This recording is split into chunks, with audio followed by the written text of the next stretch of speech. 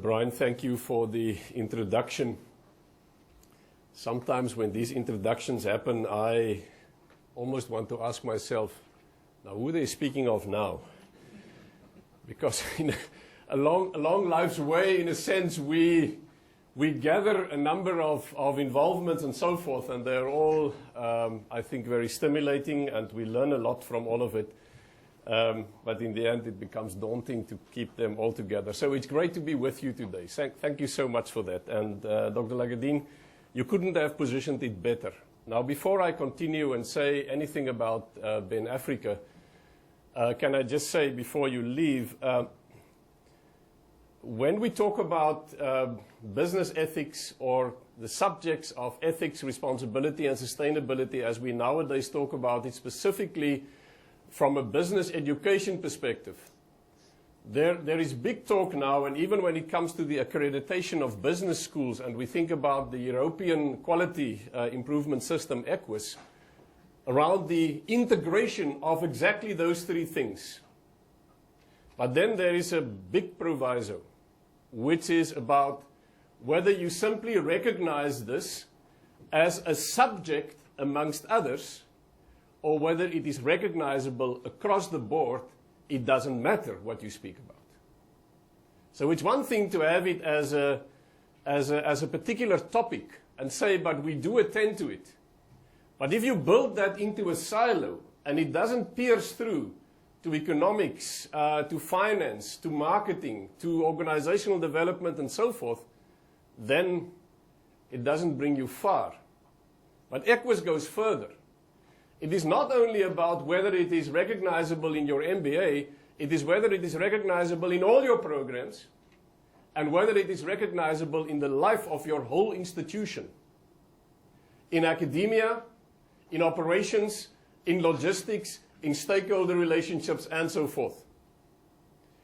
But then I read a very, very, I think, compelling and very interesting book a while ago, written by Roger Martin, who was the Dean of Rotman Business School in Canada, together with another colleague. And when they then analyze this particular challenge from a business school perspective, they come to the point where they say, it is not about integration alone. It is not about whether you are able to recognize the salt and pepper of these subjects across the board in your whole institution. It is about whether you are developing integrators. And that's the big thing. Whether you are developing integrators.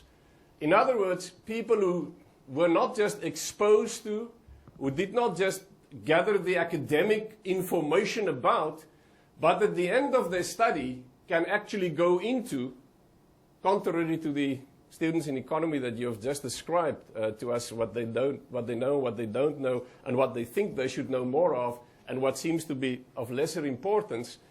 The question about whether in a very complex world, that we've so often described with VUCA, volatile, uncertain, complex, and ambiguous, people that can go out into such a world with the capability to integrate, but also being then in the position where you can recognize them as good integrators.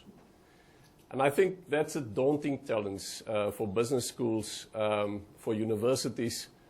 And never than ever before, I think, as in of now, we've been so acutely aware of the necessity of universities in general to develop good citizens. And I think that's the common challenge across the board. So thank you for that positioning. I wish you could have stayed. I wish you could have shared more. I wish I did not have to stand here and follow in your steps. So thank you very much for that. Really appreciate it. Can I maybe then also, on a lighter note, share with you that I bring the greetings and the regards of a certain Professor Piet Nordier, who has turned 60 today. And what I learned this morning was that the Queen is turning 90 today. So I wondered whether he knew about the connection between him and the Queen. And then, of course, you will be glad about the 30 years difference, I think, in terms of of age between the two of them.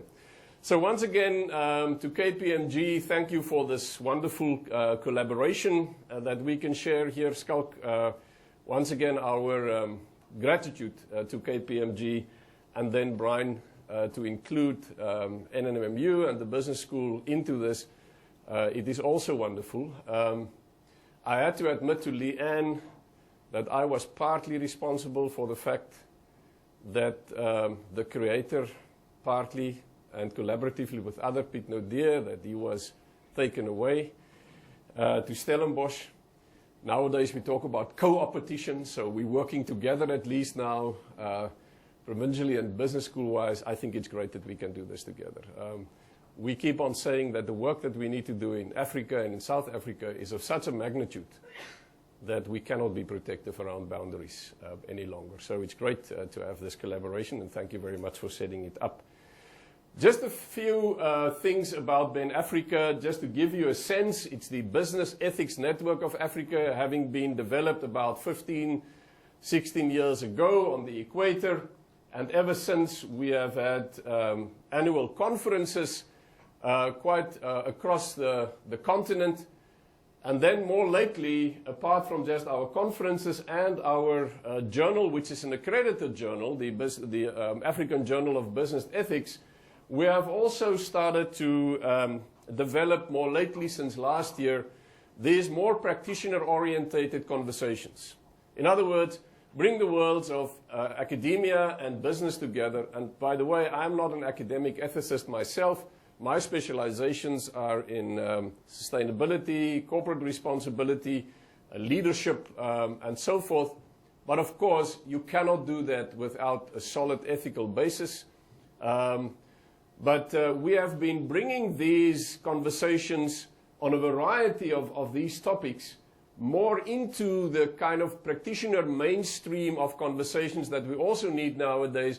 And you know what? Our challenge is that whenever we talk about, whenever we talk ethics from an academic point of view, the practitioners tend to tell us, we don't have time for those slow, long, dragged-out conversations over a period of 2-3 days. Please, heaven forbid, spare us that.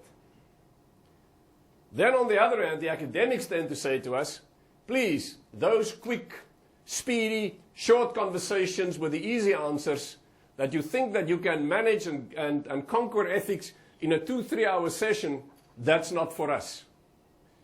So what we then now started to do was to say, okay, when we have a conference, let the academics have their piece of the pie and give them a solid, long, slow, deep conversation.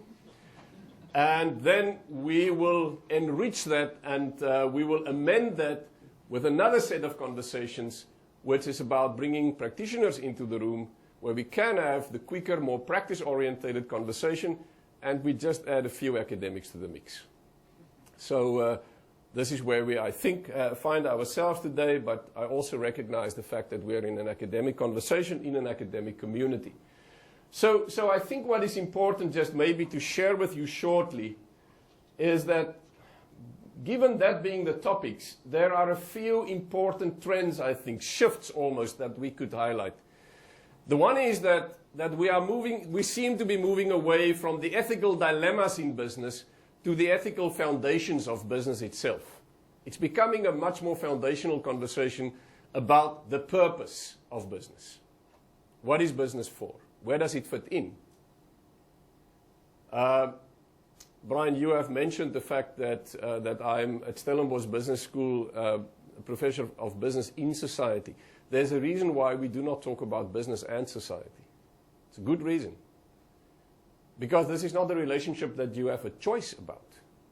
And whether you can tend to the relationship or attend to it or nourish the relationship, when you feel like you have either the time or the money to do so, and in that sense then commit old-style corporate social responsibility, which is premised on your profitability, on whether you have something in the wallet to give away. It's business in. It's about context. It's about time. It's about challenge. It's about where you find yourself.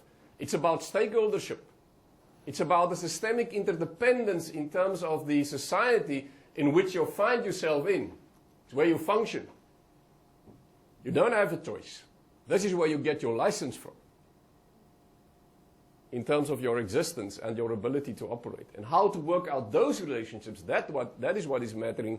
And therefore, we talk about business in society, not business and. And that shift is also evident nowadays in what's happening in the business ethics space. And therefore, I've mentioned before Dr. Lagadine left, therefore ethics, responsibility and sustainability are moving from separation towards integration, from being subjects that some can take towards the salt and pepper almost of everything that we touch, that we teach, that we involve our students in.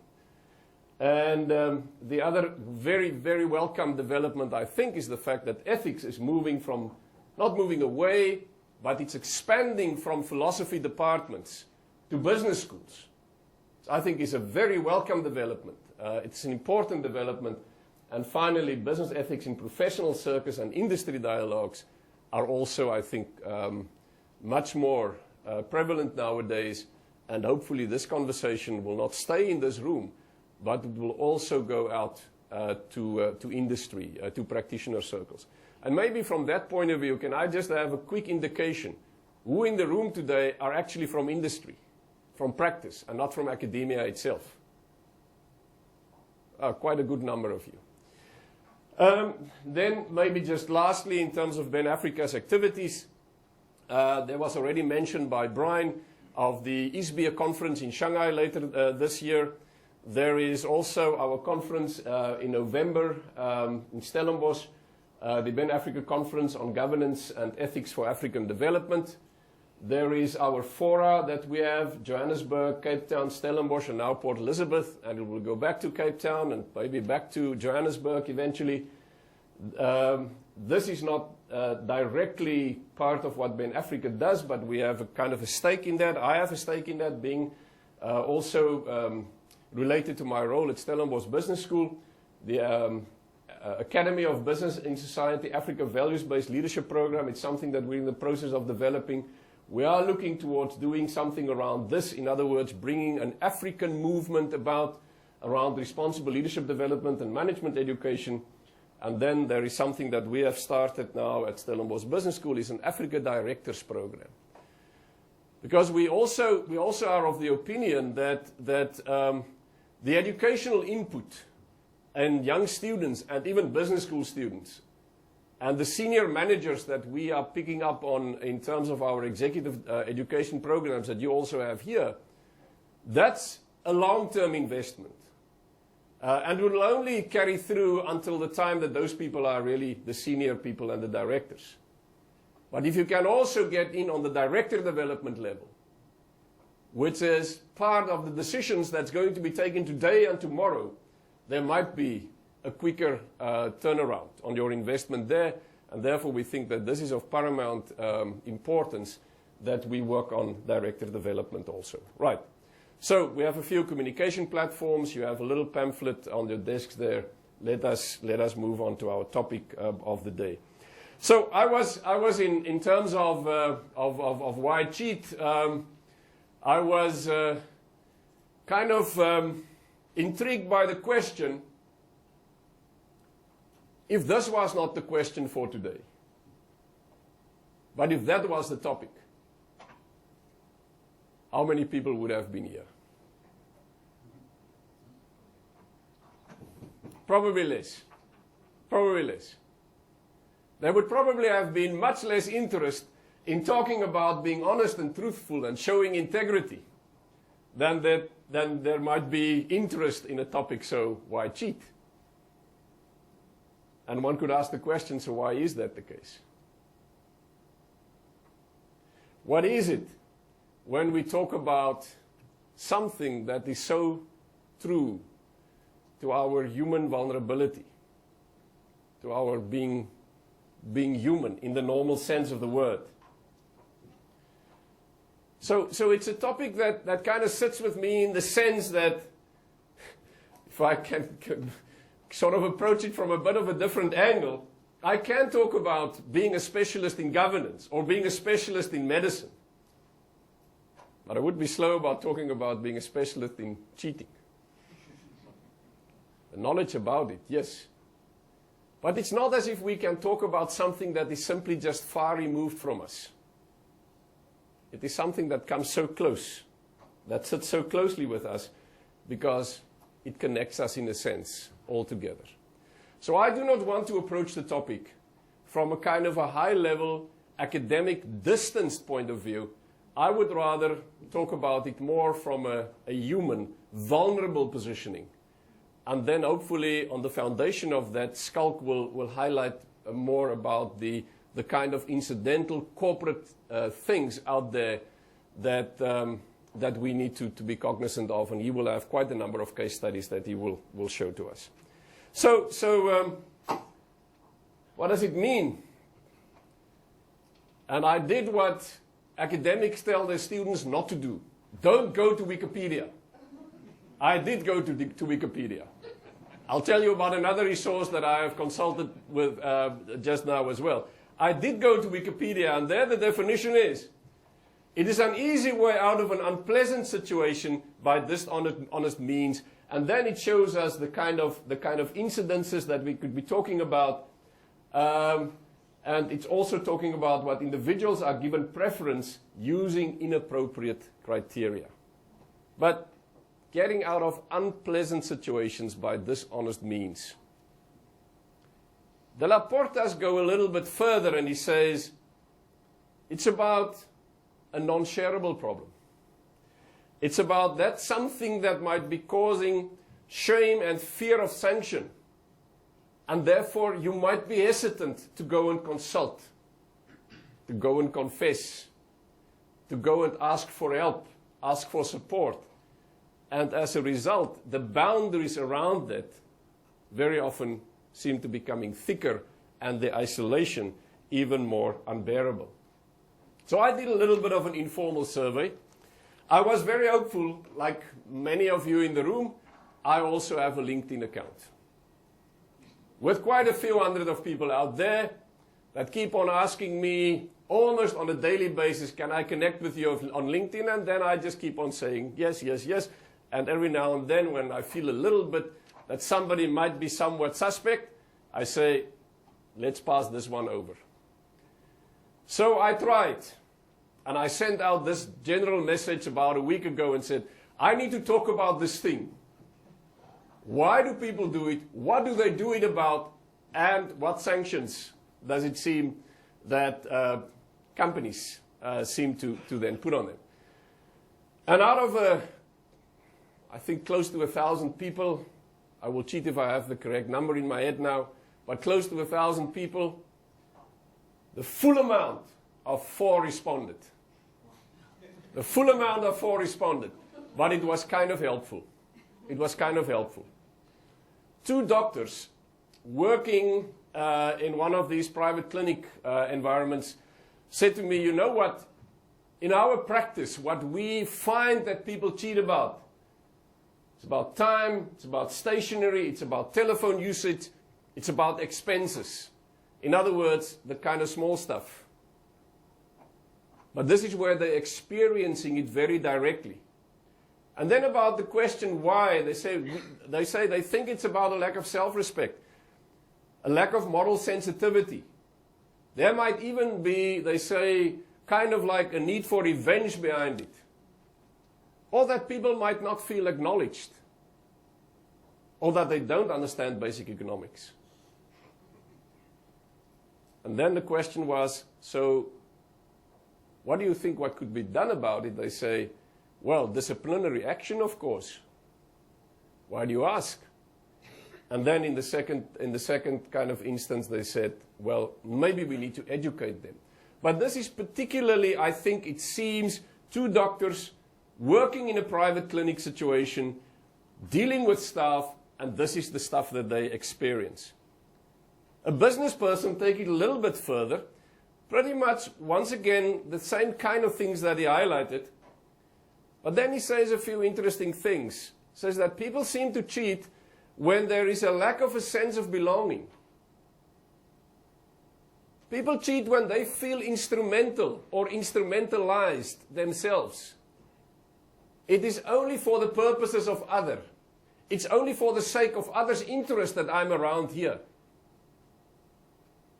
It's for the pocket of others that I do the work that I'm doing. So, do I actually belong here? And there's a lack of engagement sometimes, and then also a lack of buy-in or a lack of belief in the company's ideals. And therefore they cheat. So in other words, self-interest become in a sense more important than the common good and the common interest. Once again, he said, well, disciplinary action, of course. Then there was a director. And she's coming from a world where she knows, I know her quite well, but where she knows what things such as poverty and neediness and ego drives do to people. Working yourself up.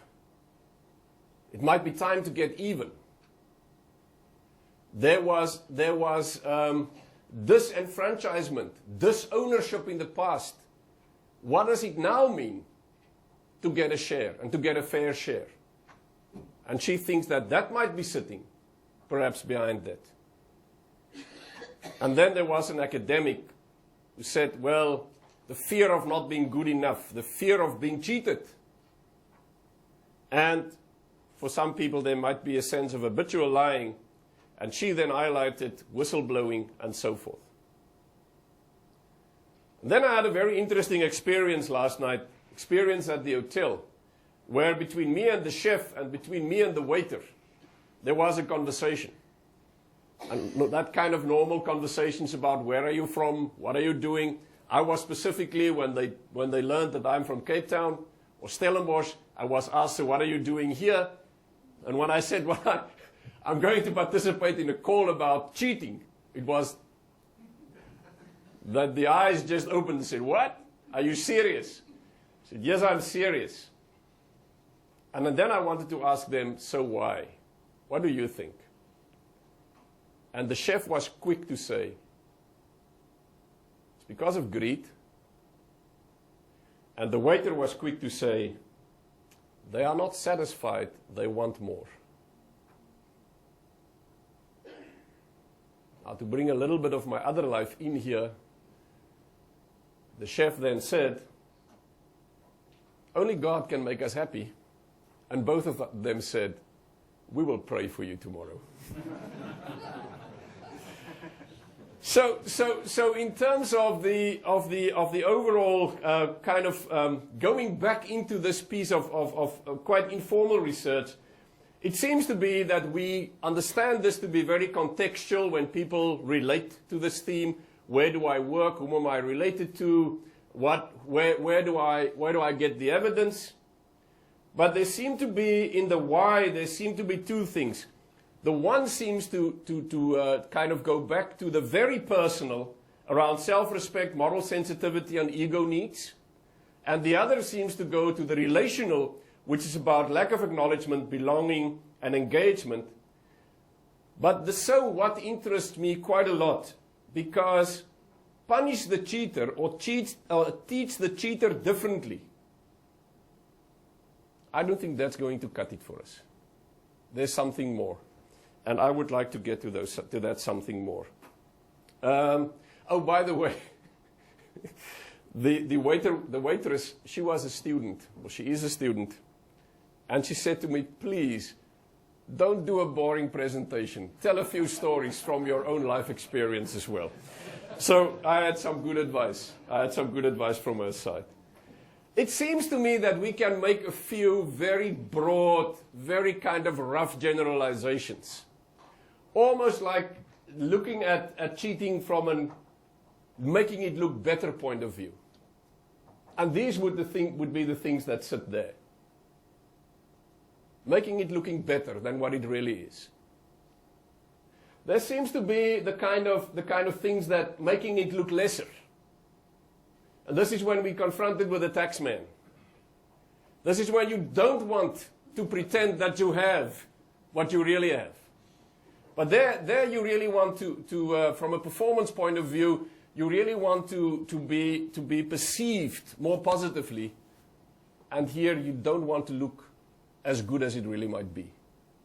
And then there's a kind of a middle space, which is a bit of getting even. More in the lateral sense of the word, where I think the abuse of resources, the perceived unfairness, where something such as plagiarism and so forth, where that becomes part of the picture. And it seems to me that when we look at this, that there are kind of two forces at work in us. On the one hand, and this is what the literature tells us as well, there's a lot of cheating that is about cost-benefit analysis.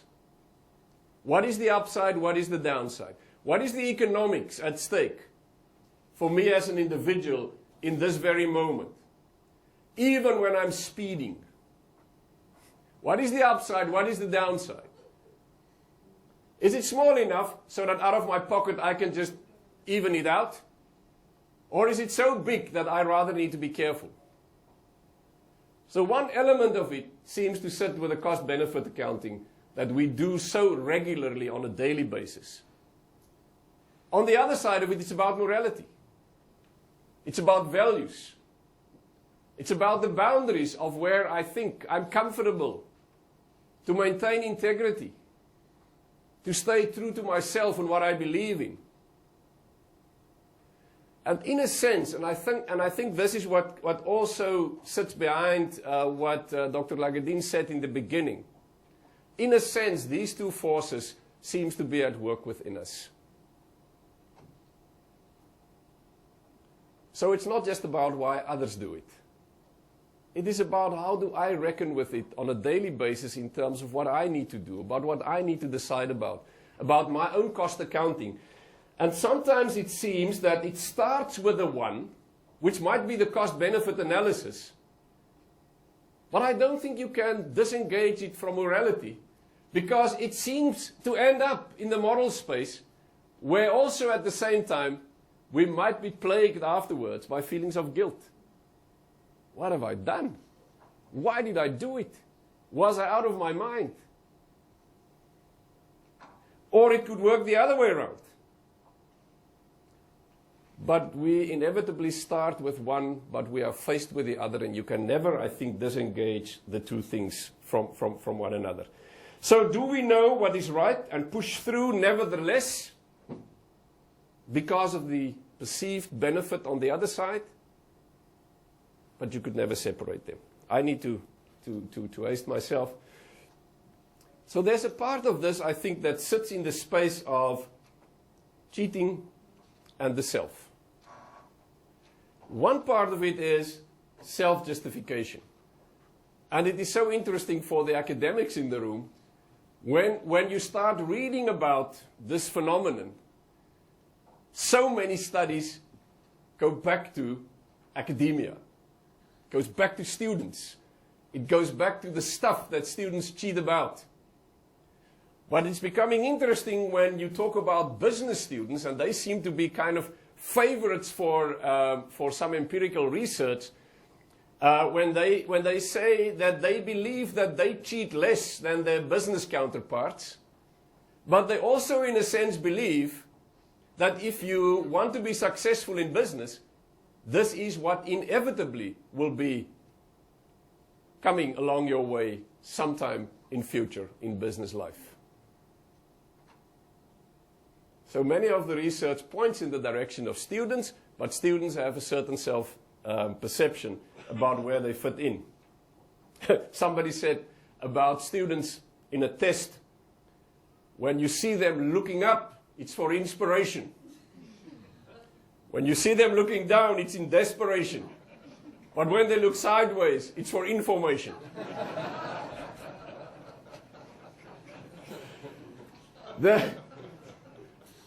The other piece that seems to sit in the literature, and I'm glad to have a colleague that has done some work on this, Mias de Klerk, seems to be sitting in the space of self-deception. And this research helps us to understand that we are simply not as ethical as we believe we are, and we are prone to overstate our own morality. And it also helps us to understand that sometimes we need to recognize that we might flip into a state of unintended ethicality, where, in a sense, our self-regulation leaves us. Once again, why have I done it? Why so? And then, this is the interesting one that I would like to spend a little bit of time on. I was asked some time ago, a few years ago, by somebody from the financial services sector who said, can you please take our brokers and give them a workshop on governance and ethics, and this is what you need to do. And in this is what you need to do, said all the stuff about what I thought they already have to know about FICA and about the law and about the Financial Services Charter and everything in there. And yet, this HR director of this financial services company wanted me to work with his brokers, people out in the field, on this. And I said, it can't be true. It is impossible for this to be true. That people who have gone through so many workshops, sat in so many classes, that at this point in time have to know the law, the policies and the regulations by heart, that they can ask me to do a workshop on what they already know. There must be something else. And I discovered that something else in literature on self-depletion. And what the literature on self-depletion actually says is that people are yielding to the temptation of cheating when they are depleted, when they're working under heavy deadlines, heavy pressure, when they're stressed in the workplace, and when there is a sense of where they have a need for anxiety avoidance. And that brought me to the literature around self-control. And I'm going to cut it short now. We can leave it for the conversation, Brian, because I don't want to eat into Schalk's time. But in terms of the literature under self-control, it is about that capacity to override that cost-benefit analysis mechanism that we are so good at.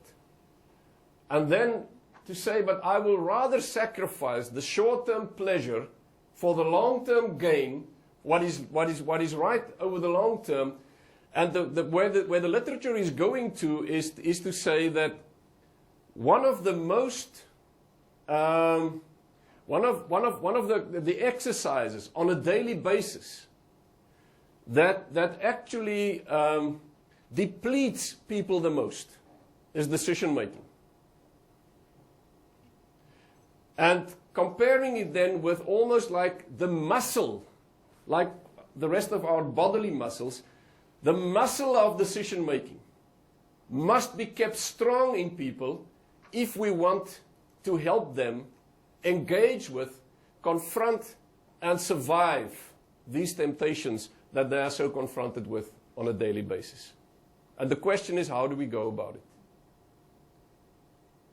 And I think Schalk is also going to highlight this, and we have heard something about this in the beginning as well. So, just in concluding, I've got lots to share with you still, but just in concluding, something that we should not be naive about is that sometimes in business these two forces are at play, and they bump up against each other. It's on the one hand a value set out there, nicely portrayed, about how important integrity, truth, and all those nice things might be for us as part of what we espouse about ourselves. And the boardroom and exco talk, which is all about numbers, which is about winning whatever it takes, which is about we will outperform anybody else, doesn't matter who comes along, and where practice and the value set actually are in conflict with each other.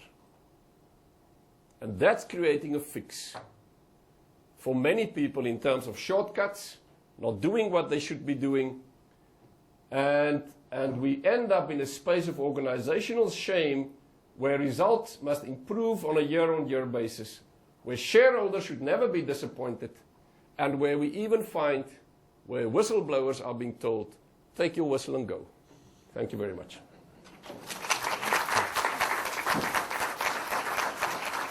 Well, okay.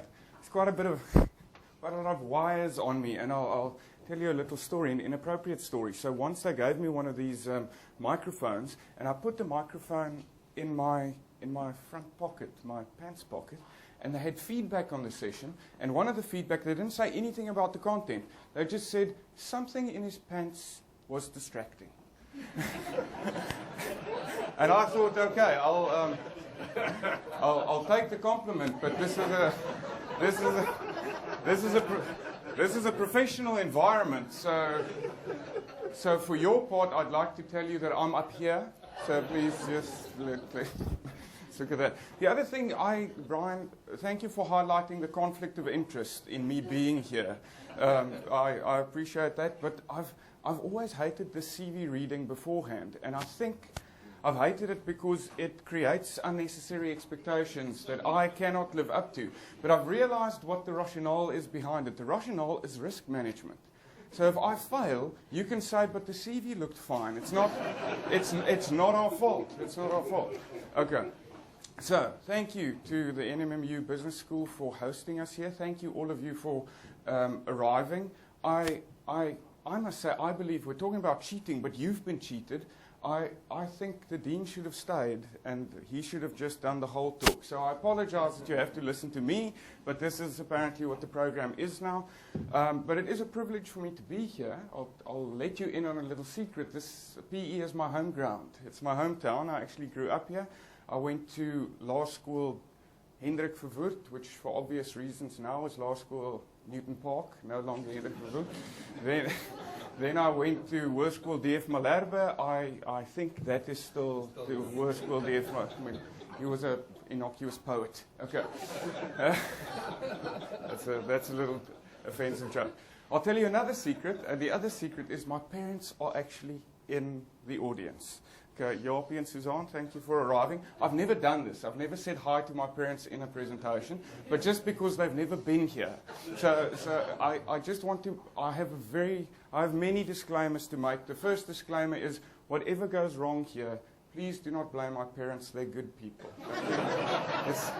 This is not completely their fault. It's only just a... Now they also know what you do. Now they see, yeah, no, I won't go into it. Okay, but a bit of background on myself. My name's Schalk Engelbrecht. I work in KPMG's forensic department. As you know, forensic, or as you can guess, unfortunately we're not CSI. We don't have blood splatter experts. It's all accounting, but apparently the sexy part of accounting. If you can talk of a sexy part of accounting, then forensics is that part. And you'll know that forensics, most of the time, we investigate fraud, theft, and corruption. When money goes missing, either in the private sphere or in government, they might call us in. We send in teams of people that read through spicy emails and less spicy financial statements, and we try and figure out what happened to the money and who's responsible. That's what forensic does most of the time. It's not what I do. It's very difficult to say what I do, but forensic, from our experience of when and how fraud, theft, and corruption occur, we also try and help companies prevent it from happening in the first place. We try and prevent cheating. Okay. Why? Okay. I wish I could tell you because we hate injustice. Okay, but it's probably because we like money. Okay, so why prevent fraud, theft, and corruption? Because it's cheaper. It's cheaper to prevent fraud, theft, and corruption than it is to try and respond to it afterwards. If it's already taken place, then it's almost, and you try and look at it retrospectively, you're almost throwing good money after bad money. Because forensic investigators are expensive, and even if you're successful, even if you find the people that are responsible, most of the time the money's been eaten. You don't really recover that much of the money.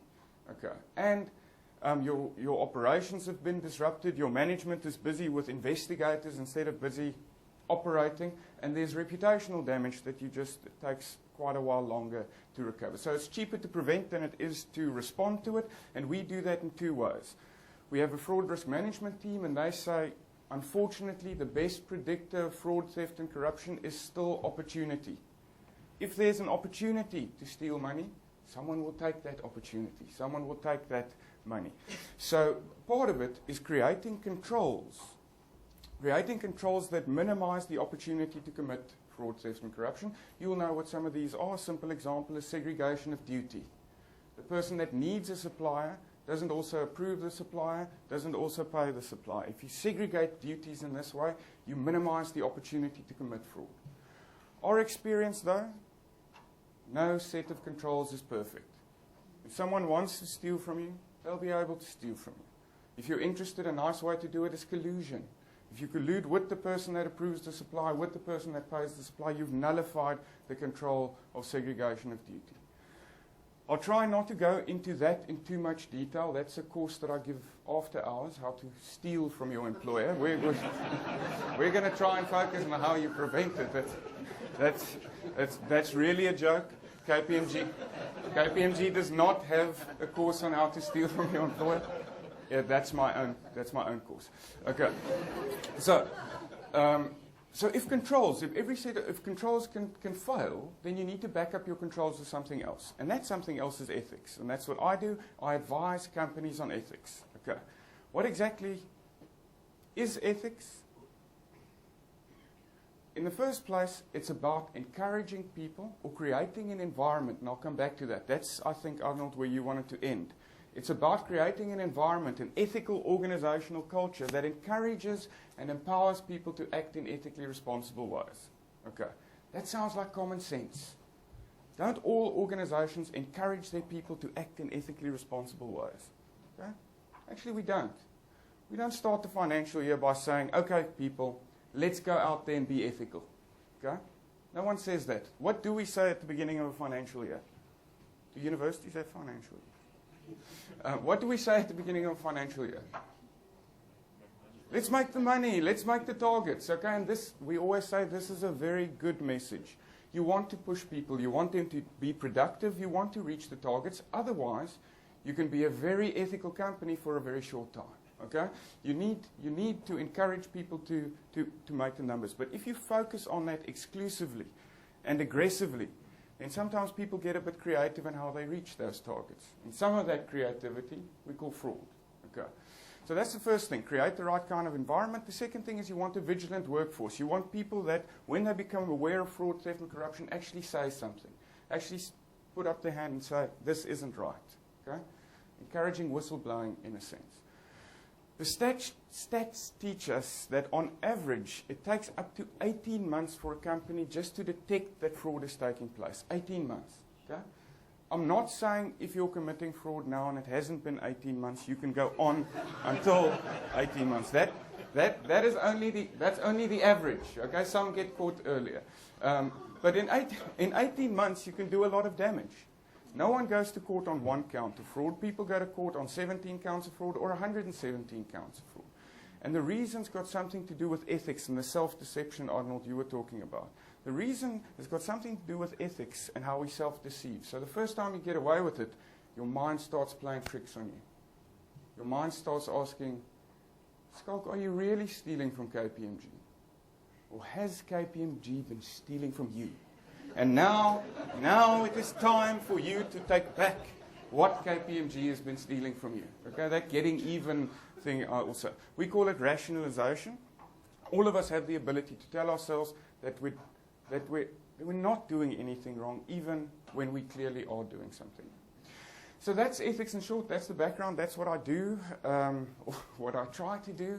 I have to make a couple of disclaimers. I've already disclaimed my parents. The other two disclaimers I have to make is the first thing is when I tell people I work in ethics, they tend to think of me as the dominee or as the pastor, so people are careful not to swear in front of me, and I can't get anyone to share their pirated and downloaded movies with me.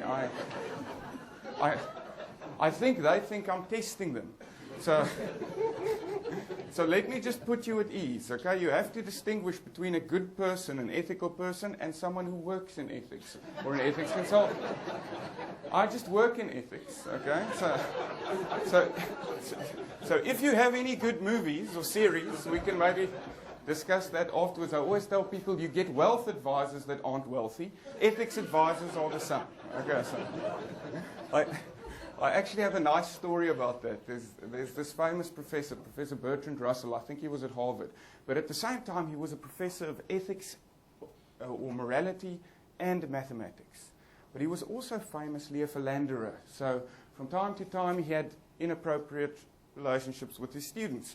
So the dean or the board or whoever called him in, and they said, Professor Russell, you're a professor of ethics. How can you act like this? And he said, yes, well, I'm also a professor of mathematics. You don't expect me to be a triangle, do you? I will ask the same of you not to expect that I'm a triangle. Okay. So, I suppose the first question is, why bother with ethics in the first place? We're in business, okay? We're here. What did Milton Friedman say? Our only responsibility is to make profit for shareholders. What is this soft stuff about ethics? Real business people worry about profit. They don't worry about ethics. Okay, so why bother about ethics? There's a couple of reasons. Because it's an old problem. When there are moral failures in organizations, some of them are now so big, companies, that they are more powerful than governments, than countries. So when there's ethical failures there, it has consequences, bad consequences for the environment, for health, for the economy. People lose their pensions, etc., etc. And the recent example that was mentioned earlier was the example of Volkswagen, which caused me a whole lot of embarrassment because I drive a Polo Classic, and people tell me, you're the ethics advisor at KPMG. How can you drive a Volkswagen? I tell them, well, it didn't happen in South Africa. We're still fine. Which is very interesting, Brian. You mentioned the idea of codes of ethics. Look at their beautiful codes of ethics. This is the front page. It says, know and follow the rules. You remember what happened there?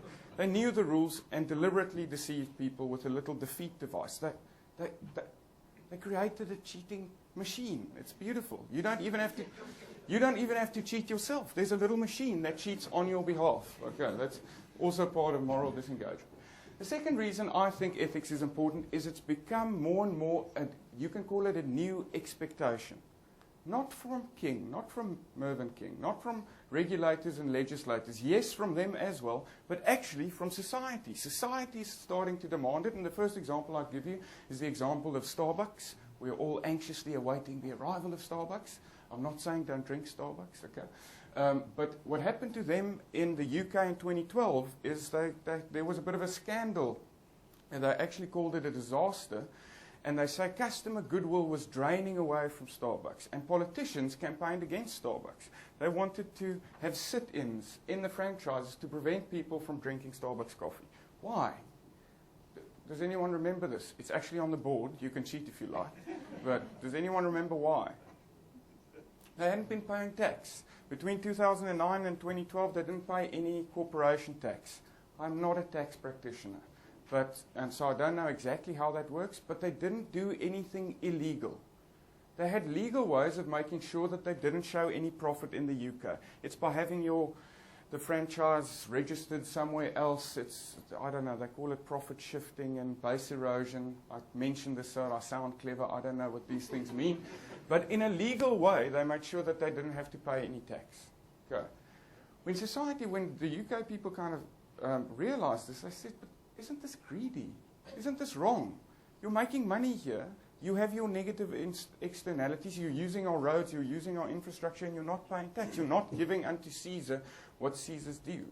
So in the end, the question here from society, from consumers, was not, did they follow the rules? Were they compliant? Check, check, they were. It was, were they considering what is ethical? What is good, right, and fair? Okay. This is a lovely case study. I always use it, but with MBAs, the first time I tell them this, they put their hand up and they say, are you telling us that we shouldn't be looking for ways to minimize tax? Okay. Tax morality is a difficult thing. I'm showing you that more and more ethics is being demanded of organizations. The second example is about healthcare practitioners, specifically the relationship between healthcare practitioners and pharmaceutical companies. Hopefully I'll offend some people in the process. We know this. We've known this for a while, but more and more every now and then in the media, people ask, but is my doctor on the payroll of Big Pharma? So what happens? Pharmaceutical companies pay doctors to speak at conferences. They also sponsor them directly to go and attend international conferences. That includes your registration, that includes your accommodation, that includes your meals, flights, etc., etc. And for a good reason. You need doctors to be at the forefront of knowledge of the medical profession. So they call it continued medical education, a very good idea. Doctors also don't see a problem with this. They say it has no influence on their objectivity, and how else are they going to go to these conferences? And they say it has no effect on their objectivity. More and more, the evidence is showing that doctors' scripting becomes a little bit skewed after they've been sponsored by a pharmaceutical company to attend one of these events. And patients, clients, customers are saying, we didn't know that our doctor is being sponsored, and we think that's a breach of trust. Maybe he or she should just acknowledge in our session together that, yes, I'm prescribing this, but I have received money from them. Obviously, doctors are mortified by this idea, obviously probably for good reasons. Again, this is not illegal. This is a question about transparency and ethics, and people demanding, we want to see that people consider what is good, right, and fair. Okay. Feel free to interrupt at any time and ask questions. I interrupt myself all the time. I encourage you to do the same, and I see some skeptical people, probably from the pharmaceutical industry, or from the medical industry. The last reason why ethics is important is because we are dealing with new dilemmas all the time. Who's following the FBI-Apple debate? Have you been following? Very interesting. The FBI is saying, for safety, for national security, we just want to go into a suicide bomber's Apple account and go through his phone. They're not asking Apple to give them the password. They're asking Apple to create software that allows them to test a whole lot of different passwords and make sure that the phone doesn't delete itself. Okay. Apple are saying, if we do this, unfortunately, you can't just create a backdoor for the good guys. Okay? This means we've created a backdoor for everyone. And that's dangerous in the long run. It's dangerous, and there are issues of privacy involved. So here's a new kind of dilemma that we have to start considering. One, not necessarily a legal one, but an ethical one. Okay. So this is why ethics is important. Questions, comments? Brian, you'll let me know when... Yeah, I've got another sense. Okay, thank you. So, what have we done up until now? I've asked why is ethics important. Now we'll skip over most of it. No, not really. But what I quickly want to do is say, so if ethics is important, first of all, then what exactly is ethics? And what have we learned about when people cheat and what the implications are for organizations? I'll try and speed it up just a little bit. So first of all, so what exactly is ethics? I've kind of given an indication. It's about asking what's good, right, and fair. What are the consequences? What are the rules? What are the rules that apply to me? And am I being fair? Okay. But I always like to use this interesting example, a study that was done fairly recently, to indicate what ethics is. And this was done by the Reader's Digest. Does anyone remember the Reader's Digest? Okay. If you grew up in a house like mine, then there was normally like a stack of Reader's Digests, okay, normally next to the bathroom, okay, in the bathroom, and the bookshelves were all these compendiums of shortened versions of books that you get from the Reader's Digest. The Reader's Digest actually still exists, and now and then they dabble in the realm of ethics. So in 2012, they asked themselves, which city is the most honest city in the world? And the way that they went about doing this is how do you research which city is the most honest? They went to 12, I'll remember now, I think like 16 world cities, they went to 16 world cities, and in each of these cities, at different places, but comparable places, this is not the most scientific of studies, but it's entertaining, they dropped 12 wallets. In the wallet was the equivalent to $50 in local currency, business cards, a family picture, contact details. Okay. And then they checked how many of the wallets were returned. I want to actually ask you, which city do you think was the most honest city? Just a small disclaimer, for some reason, they didn't venture into Africa. I don't know why. It might have been, I was offended. I think it might have been budget constraints. They also I also didn't go into Australia. But if you had... But if you had to guess, which is the world's most honest city? Sorry? Canada? Oh, good. Why do you say that? Well, they are perceived to be a very honest nation. Yes, rule following kind of, yes, very nice. I think a very good answer, but false. Wrong. Thank you. Thanks for playing. I'm joking. The Vatican?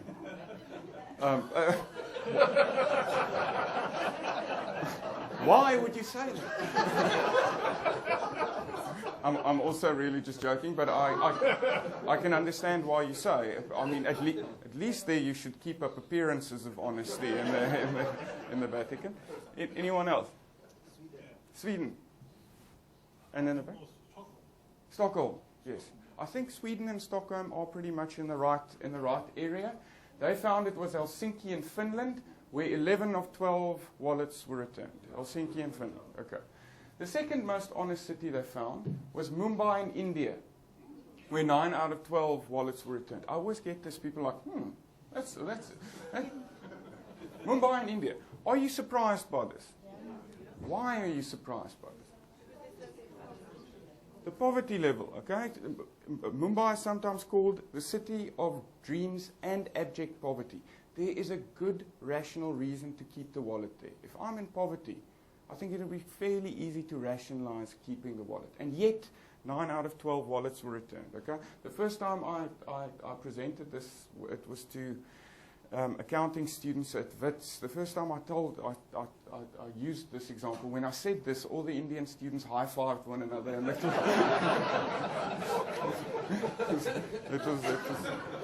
was very nice. Seeing, I told you so. Helsinki in Finland. Okay, the least honest city they found was Lisbon in Portugal. There, 1 of the wallets were returned. Okay. This is not me saying this. This is the Reader's Digest. It was not returned by anyone from Lisbon in Portugal. It was returned.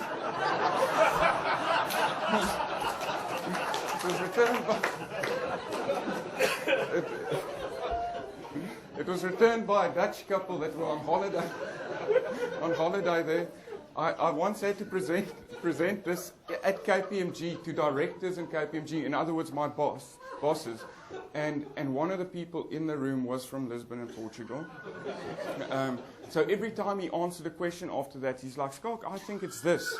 But maybe it's because I'm Portuguese. So this is not my fault. Okay. Okay. Okay. I'm going to have to make this quickly. What they found, 90 out of 192 wallets were returned, 47% of them. Age, gender, comparative wealth was no guarantee of honesty. It looks like a non-result, but it is a result. Okay, basically in business, and Economics 101 says we are rational. And rational in business terms means we are greedy, calculating psychopaths, basically.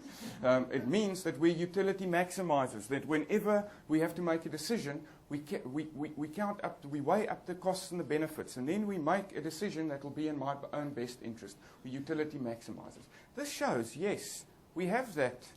There is that part to us. But there's another part to us, an irrational part economically that we can call ethics. Okay? Some call this the moral impulse, some call it the moral capacity. You can summarize it by saying we all want to be able to look in the mirror and tell ourselves, I'm a good person. I'm not a bad person. Okay.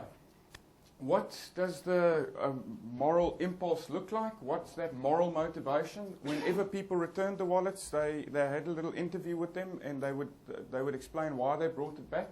In Mumbai, someone said, my conscience wouldn't allow me. A wallet is a big thing, and it has important documents in it. So here's part of what this ethics thing is. It's our conscience. It's a little voice that tells us this is not okay. It's a gut feel. Okay. Then I teach my children to be honest like my parents taught me. Which means ethics is also about role modeling. It's about identifying people that we believe are good role models and then trying to live up to them. You will find this is already what we're trying to say the implications are. You need role models in your organizations. People didn't change, in South Africa, didn't change their behavior when it comes to drinking and driving because of punishment. It's the worst kind of punishment. You can go to jail, you can be violated in jail, and yet people still went on. And in South Africa, is regarded as not morally intense. In Europe, people wouldn't imagine doing it. In South Africa, everyone's got a story about, don't know how we got home that night, went to check if the car's still okay, the car's still fine. But what I find now, and this is not empirical research, but I find now there's a trend shift. Less and less people are doing it. Not because of punishments, but because their in-group have changed their behavior. Now that Uber's arrived, people say, are you driving? Why are you driving? Why don't you take an Uber? And then people feel ashamed. Oh, am I that guy? Okay, no, I'll take an Uber. And so